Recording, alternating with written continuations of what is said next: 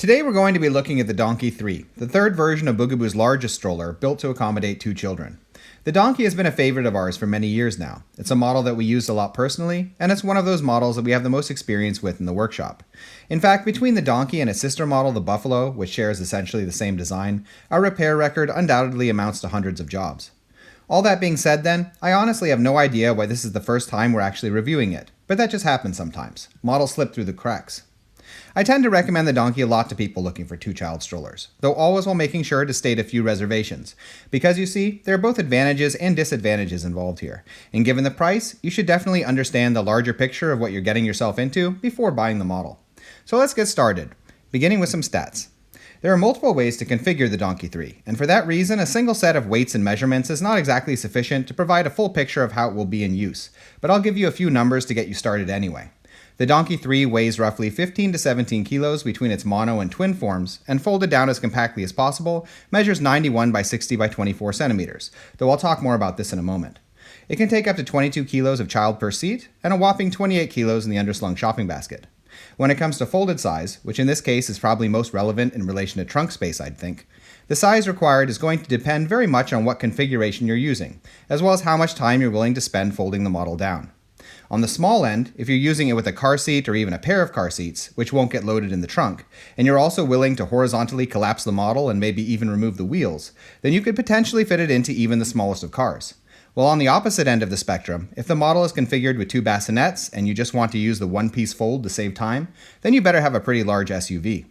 It's not just one or the other either, of course. There's a wide spectrum between these two extremes to accommodate everyone. We'll be doing a folding guide for this model in the near future, which will give you a better picture of the different possibilities involved.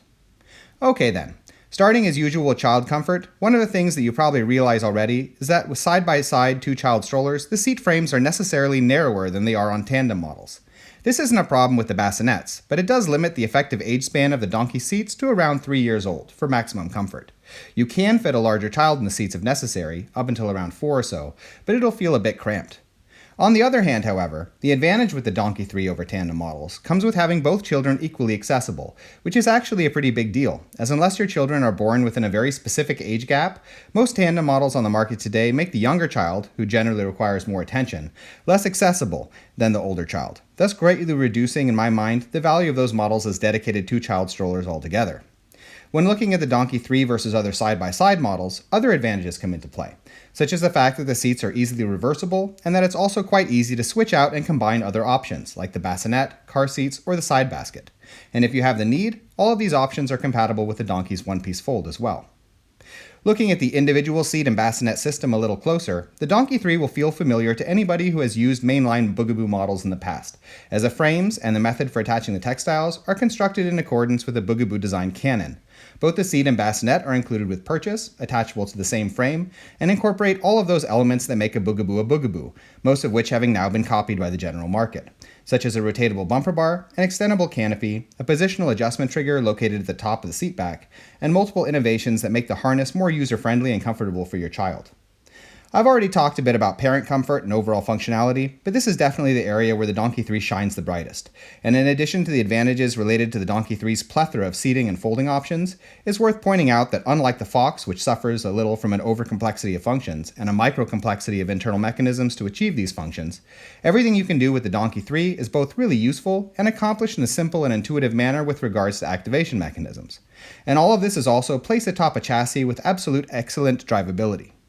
I'll explain a bit more why this is as we move into the mechanics of the model, but just know from the outset that the Donkey will handle off-road conditions like a champ, and is just as suitable for trips in nature where it must traverse small routes or gravel, as it is maneuvering its way through the city.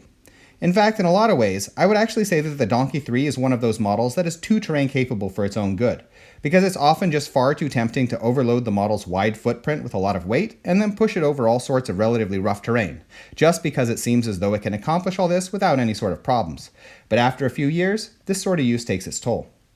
Alright, let's go over the mechanics of the Donkey 3 then, starting with the handle, the folding system, and just the general structure of the chassis. As I alluded to earlier, Bugaboo builds from a pre-existing design canon of sorts, and when it comes to these elements then, like most Bugaboo models, the Donkey 3 makes use of a telescopically extendable handle and a central folding bar, a hub, around which the handle, seat connection struts, and front and rear frames rotate from their open to closed locking positions. The internal mechanics involved to accomplish these functions differs from model to model, and while when it comes to the telescopic handle, this is mainly just a matter of slow and continuous improvement, the same mechanisms evolving up along the chameleon and bee lines to reach new standards of what Bugaboo seems to consider to be the best current version of the mechanism, and then applied across their range. When it comes to the central fold, Bugaboo tends to build every model more or less from scratch. In my opinion, they never got the folding system right with the chameleon, and I'd guess that this is one of the reasons that the model has finally been discontinued.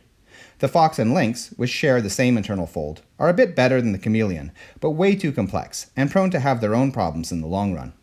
But the donkey and buffalo type system, on the other hand, is excellently engineered. And other than the need to occasionally pop off the side plate and tighten a central screw on either side, it's incredibly rare that anything goes wrong with the internal components involved in the donkey's folding system. Though do note that breaks related to external elements feeding into this system occur more commonly, such as problems with the folding triggers or the connection point to the rear frame, which we'll talk about in a little bit. We have a wide variety of videos related to this mechanism for both the donkey and the buffalo, so if you're curious to see how the fold works internally, just search our channel. Moving on from the handle and central fold to look at the overall structure of the chassis, we do now, unfortunately, run into a number of weak points, all related to two main factors. Firstly, the ability to expand and contract the model horizontally, and secondly, the dangerous combination of Bugaboo's emphasis on lightweight materials combined with the donkey's immense weight capacity and the superb terrain capabilities afforded by its relatively large wheels.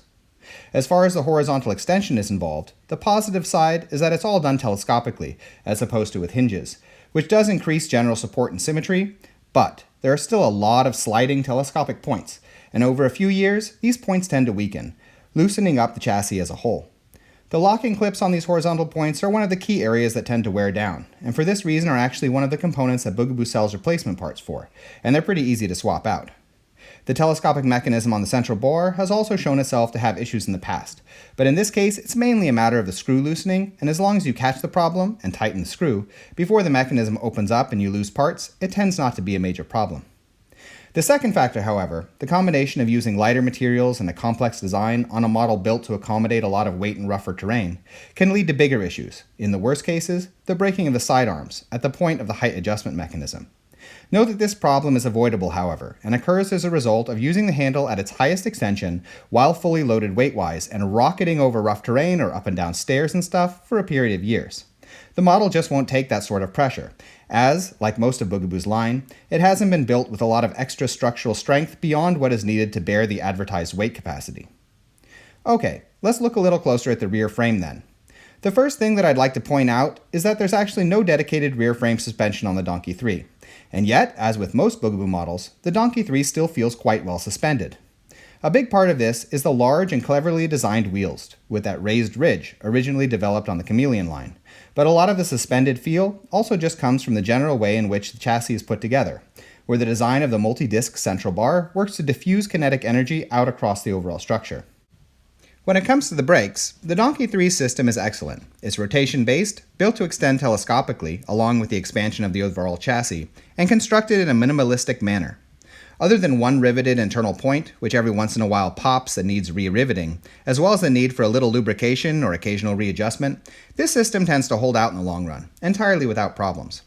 On the back end as a whole then, there's in fact only one real problem point, and that's where the rear frame bars connect at the top to the central mechanism, as the plugs here can sometimes split as a result of too much pressure, usually because users have attached a wheeled board. The Donkey already has 2 seats, and one of the best weight capacities for a shopping basket on the market, so please give your poor stroller a break, and don't start thinking about throwing a third child into the mix. Doing so will vastly decrease the lifespan of your stroller. Moving on to the front frame, this is where the key elements of the Donkey's excellent drivability are located, most importantly being the large size of the front wheels, which is crucial for the ability to get up and over obstacles in the first place. Secondly, the Donkey 3 has excellent swivel protection, as a result of the spring-loaded pads which press downwards on the forks holding the wheels, and mitigate vibrations that could otherwise do damage to the inside of the housing mechanisms. The last reason for the Donkey 3's excellent driving characteristics is actually not just about the front frame, but about the overall structure, which has a wide footprint, making the model feel more stable as one negotiates turns, and this factor, combined with the raised ridges on the tires, definitely makes the Donkey one of the most easily maneuverable 2-child strollers on the market.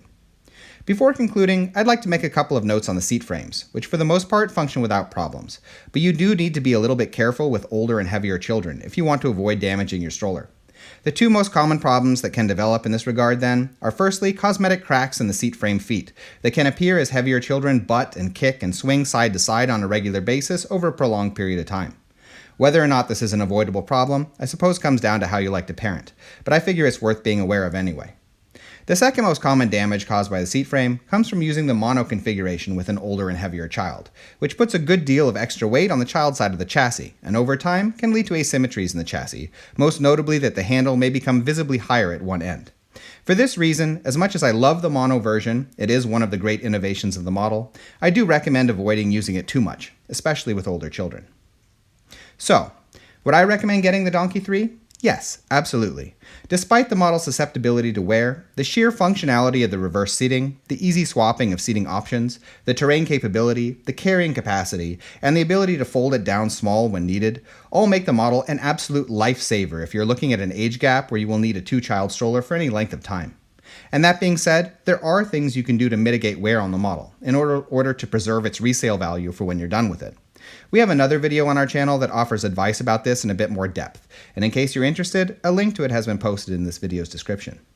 In any case, we hope you found this video interesting, and if you did, we ask that you subscribe, as it helps us to continue making videos in the future. In addition, if you are currently shopping for a stroller, we have a buyer's guide on our Patreon page which lists a wide range of models that we recommend, with a lot of technical and lifestyle related information. You can find it by following the link in the description. Thank you.